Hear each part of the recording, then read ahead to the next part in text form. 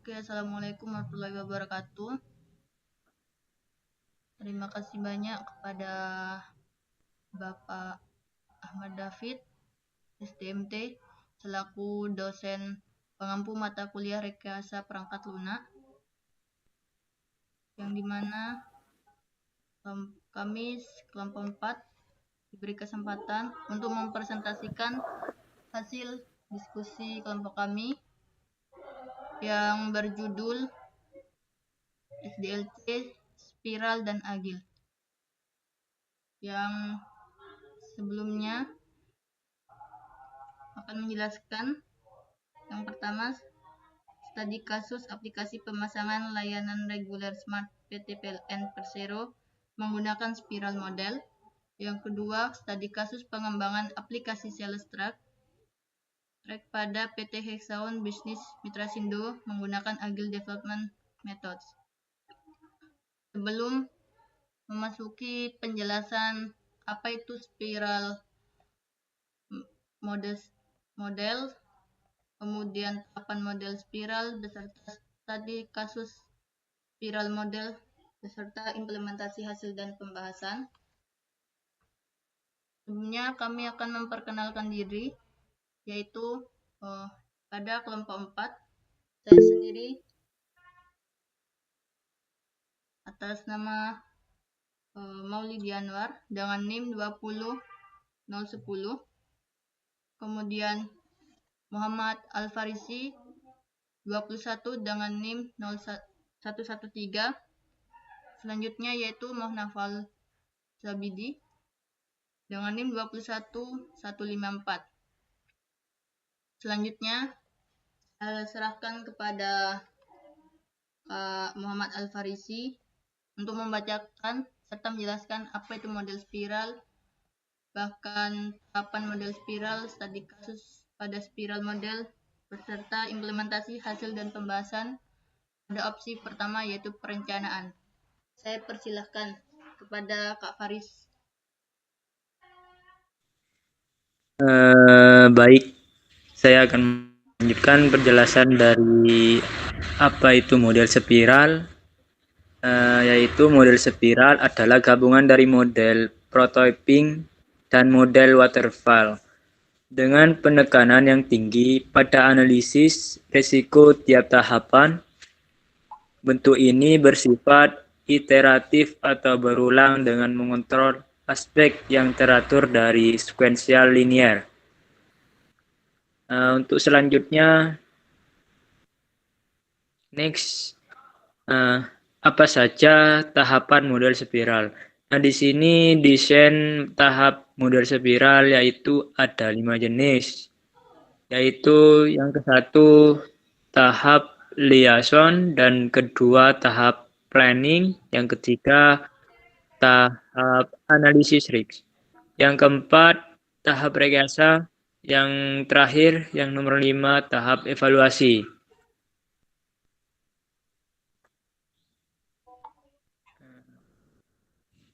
Next. Nah, terus selanjutnya untuk studi kasus pada spiral model. Nah, studi kasus ini PT PLN Princeton adalah perusahaan yang bergerak di bidang energi listrik yang merupakan salah satu perusahaan BUMN. Layanan mengenai pemasangan daya listrik PT PLN Persero disebut sebagai layanan reguler Smart Resa.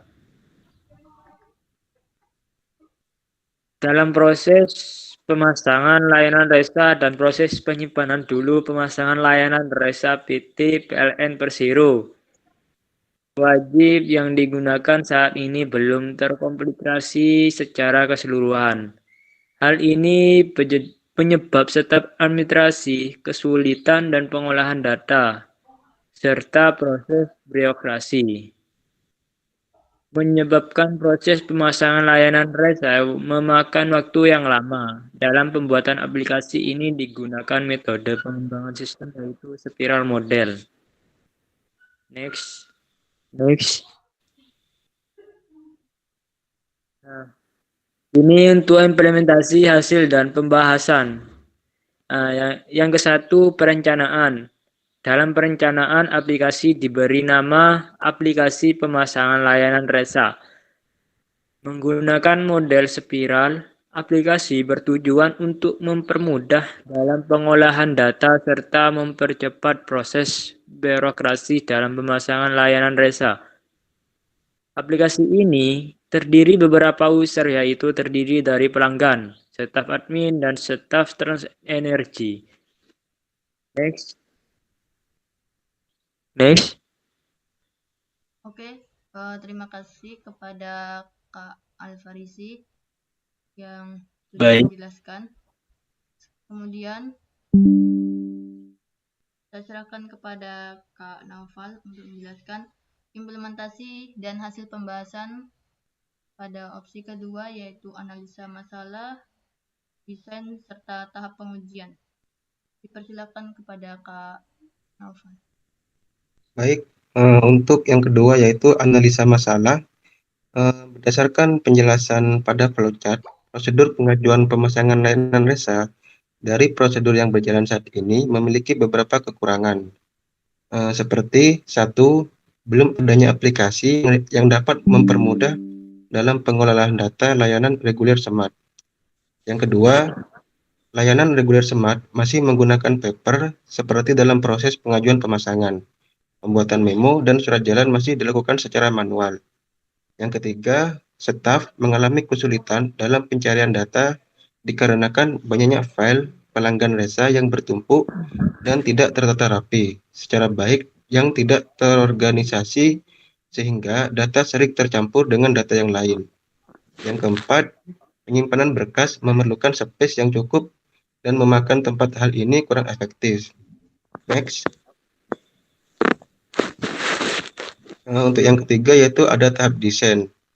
Yang pertama yaitu menggunakan forum input pengajuan pemasangan layanan RESA, di mana pada forum input pengajuan pemasangan layanan RESA digunakan sebagai pengganti formulir pengajuan pemasangan layanan RESA yang berjalan saat ini.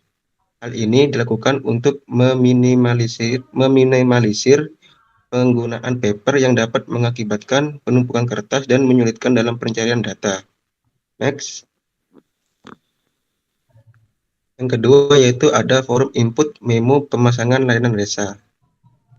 Forum input memo pemasangan layanan RESA digunakan untuk menggantikan forum memo yang masih manual. Pada forum-forum memo pemasangan layanan RESA ini, staf admin cukup melakukan penginputan ID pelanggan, tanggal pemasangan, dan isi memo. Untuk nama, alamat, dan nomor telepon akan terisi otomatis sesuai dengan ID pelanggan yang diinput oleh staf admin. Next. Yang ketiga yaitu ada forum input pembayaran pemasangan layanan RESA. Pada forum input pembayaran layanan RESA digunakan untuk menginput data pembayaran, di mana pelanggan melakukan pembayaran. Bukti pembayaran tersebut diberikan kepada staf admin. Staf admin melakukan penginputan data pembayaran, di mana nama akan muncul otomatis saat staf admin menginput ID pelanggan. Next. Yang keempat yaitu ada forum input wilayah pemasangan layanan RESA. Pada forum wilayah digunakan untuk menambahkan wilayah atau area pemasangan layanan RESA. Prototype input wilayah terdiri dari kode wilayah, nama wilayah, dan rayon. Penginputan wilayah dilakukan untuk mempermudah dalam pengisian data pemasangan, sehingga saat mengisi data pemasangan tidak perlu menginput data wilayah, cukup dengan memilih daftar wilayah yang telah ada sesuai dengan yang ada pada basis data. Next. Yang kelima yaitu ada forum input SPJ pemasangan layanan RESA. Pada forum SPJ, pemasangan layanan RESA berisikan data surat jalan pemasangan, di mana outputnya nanti akan dicetak dan diberikan kepada kepala staf operator pelaksana sebagai pengantar untuk melakukan pemasangan. Hal ini dilakukan untuk menggantikan pembuatan SPJ pemasangan yang masih dilakukan secara manual dan dapat mengurangi penumpukan. Yang terakhir yaitu ada tahap pengujian. di mana pada tahap pengujian ini, pengujian dilakukan dengan menggunakan metode black box. Metode pengujian black box testing adalah salah satu metode pengujian aplikasi yang mana kita tidak perlu tahu apa yang sesungguhnya terjadi dalam aplikasi atau perangkat lunak. Pengujian black box testing terdiri dari usability test dan user satisfaction yang akan mengidentifikasi kesalahan dalam beberapa kategori, yang mana diantaranya kesalahan interface, fungsi-fungsi yang salah atau hilang, kesalahan pada struktur data ataupun akses database eksternal, kesalahan inisialisasi serta terminasi dan lainnya. Pengujian yang dilakukan adalah dengan mengamati input dan output dari aplikasi ini. Pada pengujian aplikasi dengan metode black box, teknik yang digunakan adalah error guessing, di mana pengujian dilakukan dengan membuat daftar kemungkinan kesalahan yang akan terjadi pada aplikasi, serta pengujian yang dilakukan sesuai atau mengikuti alur pengujian sesuai dengan daftar kemungkinan kesalahan yang telah dibuat. Mungkin untuk selanjutnya saya berikan oleh teman saya.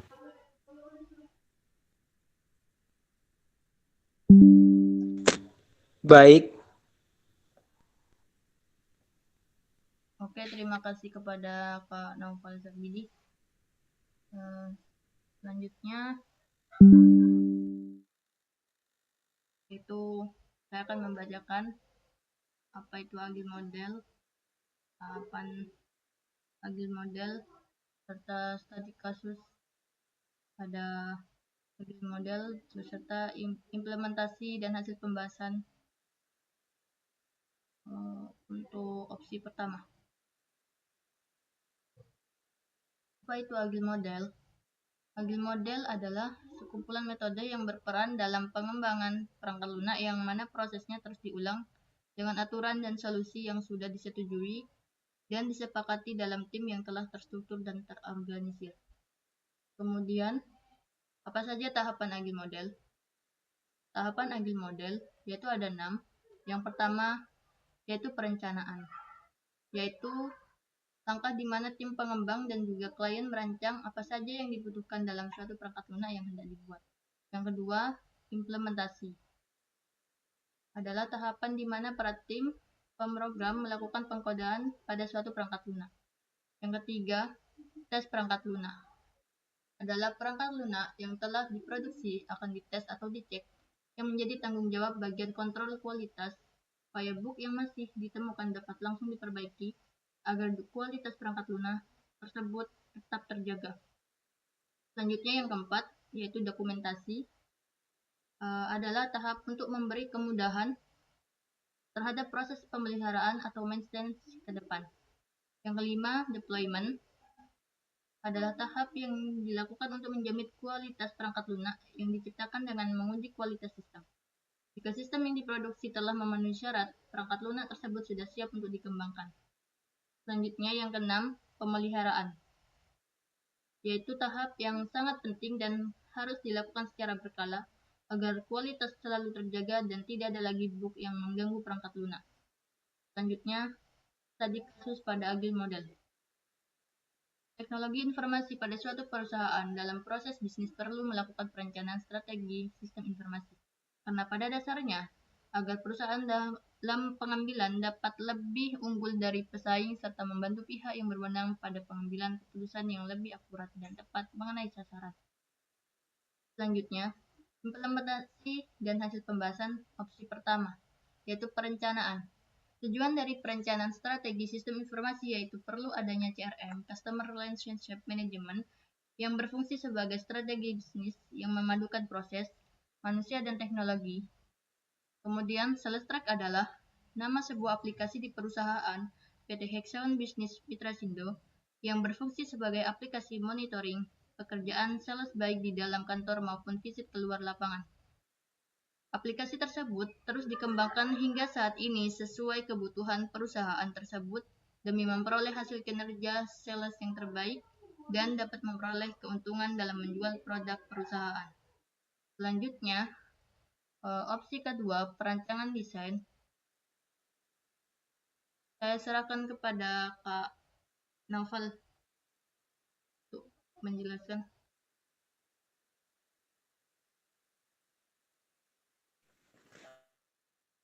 Baik, saya akan lanjut dari penjelasan dari Mbak Mulydia. Nah, ini ada yang kedua, perancangan desain. Untuk perancangan desain, yaitu perancangan desain ini di mana halaman menu share. Menu share ini mendaftarkan diri serta alamatnya, data-data dari menu share. Baik, next.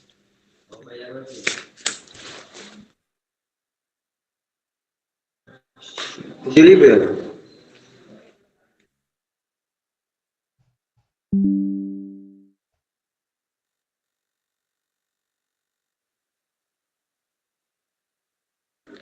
Baik, selanjutnya implementasi dan hasil pembahasan dari perancangan tabel user yang tadi. Yang pertama itu menu role, yang mana ada ID dan ID menu dan ID role serta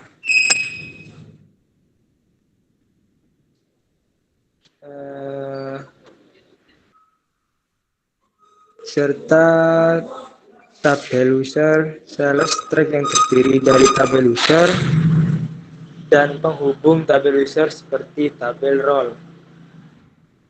Selanjutnya menu role dan menu yang dibuat oleh tim desain.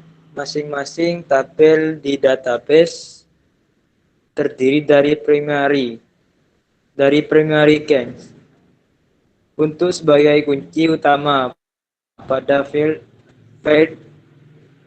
tertentu di dalam sebuah tabel yang menjadi acuan, di mana mendefinisikan suatu rows dan foreign key untuk sebagai suatu atribut pada tabel yang menunjukkan relasi atau hubungan ke tabel lain.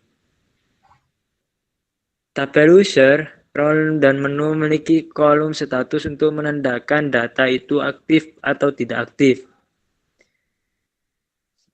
Selanjutnya, create by the update berfungsi untuk menunjukkan riwayat user yang telah membuat atau merubah suatu data, serta create stem dan update stem berfungsi untuk menandakan riwayat berupa tanggal dan waktu data itu dibuat atau diubah.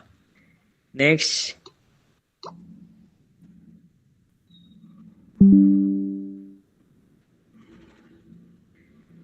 Nah, selanjutnya ini ada testing. Di mana testing ini ada beberapa menu, yaitu user, role, user session, dan kalender, dan work config atau elemen, dan selanjutnya activity, user, lokasi, dan dashboard.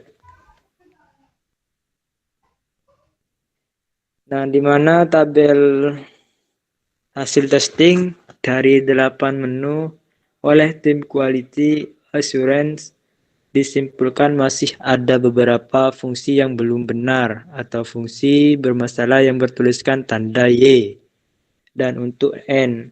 Artinya fungsi tidak bermasalah serta tanda dalam kurung main tutup kurung untuk menunjukkan bahwa menu tersebut tidak mempunyai fungsi penambahan data atau create, membaca data atau reads, merubah data edit, dan menghapus data delete. Next.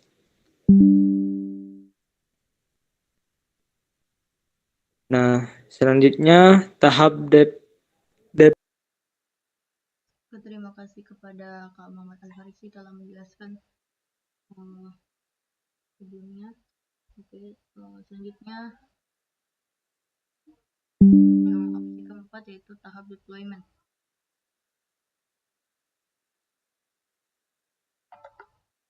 Pada tahap deployment, ini adalah gambar tampilan hosting aplikasi SalesTrack, yang dimana merupakan tampilan salah satu layanan hosting aplikasi yang disediakan Hostinger Indonesia untuk menjalankan aplikasi SalesTrack secara online dan dapat diakses melalui browser. Hosting terdiri dari fitur keamanan database secara cloud, file manager untuk penyimpanan aplikasi. Kemudian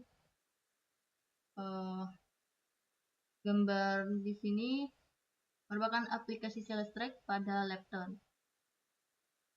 atau desktop PC, yang dimana yaitu tampilan aplikasi SalesTrack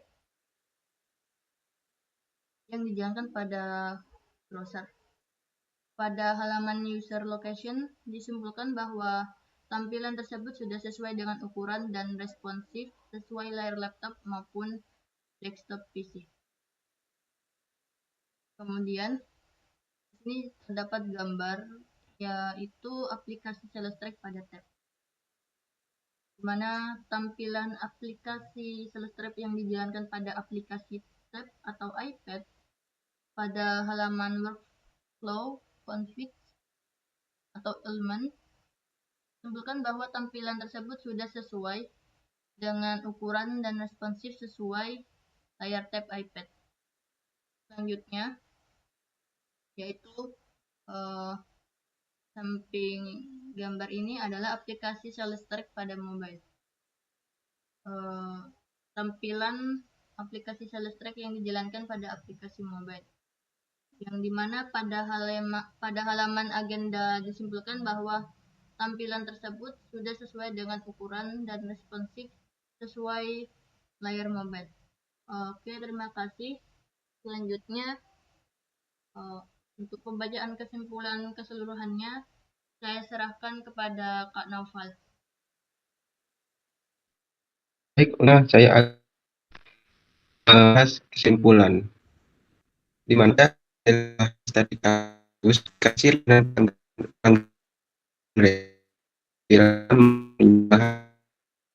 yaitu satu, aplikasi ini dapat mempermudah staf admin dalam pengelolaan data dan pemasangan layanan desa, serta dalam pencarian datanya. Yang kedua, aplikasi ini menyediakan basis data yang dapat menyimpan data-data pemasangan layanan desa, sehingga tidak memerlukan ruang khusus atau lemari untuk meletakkan arsip atau tumpukan kertas. Yang ketiga, aplikasi ini mempercepat proses pemasangan layanan desa dikarenakan proses birokrasi yang terpusat yaitu pada staf admin saja. Pada hasil pembahasan pada studi kasus pengembangan aplikasi SalesTrack pada PT Hexen Business Mitrasindo menggunakan Agile Development Methods telah berhasil dilakukan. Tahap testing, deployment, dan review pada Agile dapat meminimalisir terjadinya kesalahan pada program sebelum aplikasi digunakan oleh user. Metode ini juga dapat membantu pekerjaan dari seseorang manajer untuk menjadi antar tim developer dengan user, sehingga dapat mengurangi terjadinya miscommunication antar kedua belah pihak. User dapat memberikan feedback kepada tim developer untuk menambahkan fitur aplikasi sebelum rilis. Penerapan framework Scrum dalam pengembangan aplikasi SalesTrack membantu pihak manajemen PT Hexen Business Mitrasindo dalam mengontrol kerja dari divisi research and development saat mengembangkan fitur aplikasi sebagai penghubung antara project manager dengan developer aplikasi untuk menghasilkan aplikasi sesuai dengan kebutuhan user. Baik, untuk selanjutnya saya berikan kepada moderator. Terima kasih kepada teman-teman anggota kelompok 4 yang dimana sudah menjelaskan keseluruhannya.